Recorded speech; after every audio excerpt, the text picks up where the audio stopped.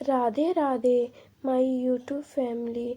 आप सबों को आंवला एकादशी व्रत कथा की बहुत बहुत शुभकामनाएं।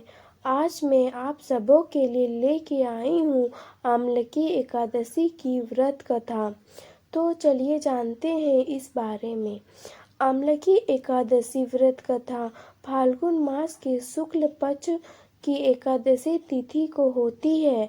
इस बार आंवला की एकादशी व्रत 9 मार्च को है।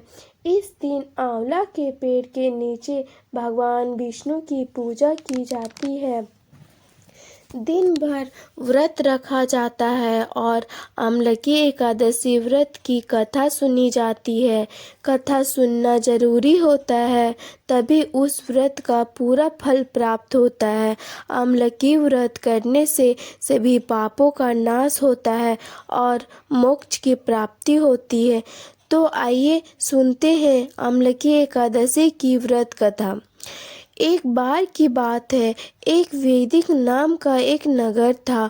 उस नगर में ब्राह्मण, वेश्या, क्षत्रिय, शूद्र चारों ही आनंद पूर्वक रहते थे। नगर में सदैव वेद ध्वनि गूंजा करती थी। उस नगर में पापी, दुराचारों, नास्तिक कोई भी नहीं था। उस नगर में चेत्रथ नाम के एक चंद्रवंशी राजा राज्य करते थे। वे राजा बहुत ही विद्वान और धार्मिक थे। उस राज्य में कोई भी दरिद्र और कंजूस नहीं था। उस राज्य के सारे वृद्ध से लेके बालक तक एकादशी व्रत करते थे। इस समय की बात है, फाल्गुन मास के शुक्ल पक्ष की आंवला की एकादशी आई हुई थी और उस समय एकादशी के दिन राजा और उसकी प्रजा, वृद्ध से लेके बालक तक सबने पूरे खुशी से एकादशी का व्रत किया। राजा अपने प्रजा के साथ मंदिर आए और कुंभ स्थापित करके धूप, दीप, 9 वेदियाँ, पंचरत्न, छत्र आदि पूरे विधि विधान से राजा ने एकादशी का पूजा किया और उस सभी ने आंवले के वृक्ष के नीचे भगवान विष्णु की स्तुति की। उन्होंने आंवले का पूजन इस प्रकार से किया। उन्होंने कहा, हे धार्त्ये, तुम ब्रह्मन स्वरूप हो, तुम ब्रह्मा जी के द्वारा उत्पन्न हो, समस्त पापों का नाश करने वाले हो, तुमको नमस्कार है। अब तुम मेरा अग्र स्वीकार करो। तुम श्री राम जी के द्वारा स्थापित हो। मैं आपकी प्रार्थना करता हूँ, आप मेरे समस्त पापों को हरण करो। उस दिवालिया में रात को सबने जागरण किया और रात के समय एक बहेलिया आया। वो महापापी और दुराचारी था। अपने परिवार को चलाने के लिए वो सभी जीवों को हत्या करता था।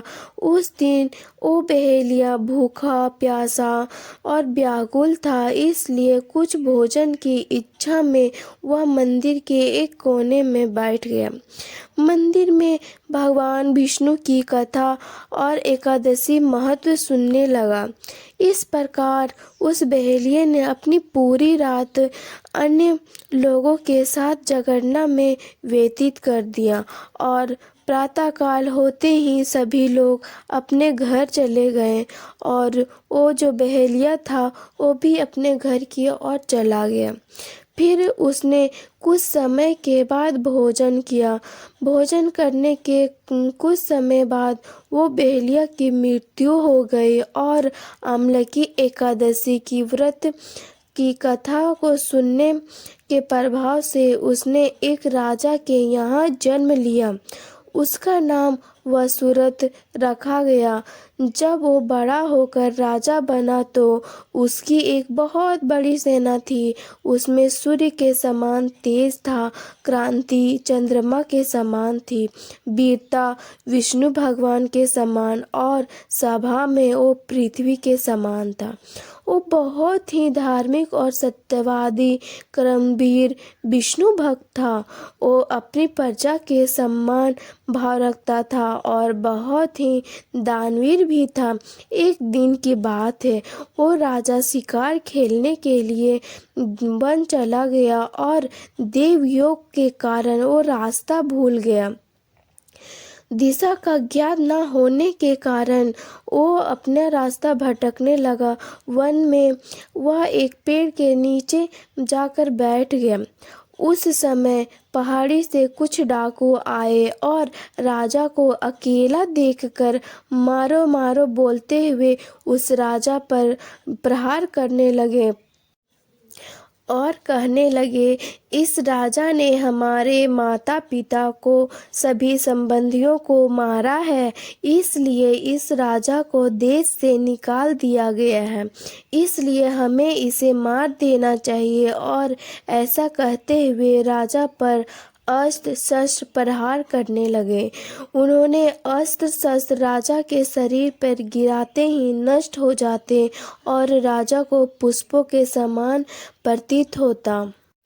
उन डाकुओं के सभी अस्त्रों का उन पर उल्टा प्रहार होने लगा, जिससे वो सभी मूर्छित हो गए।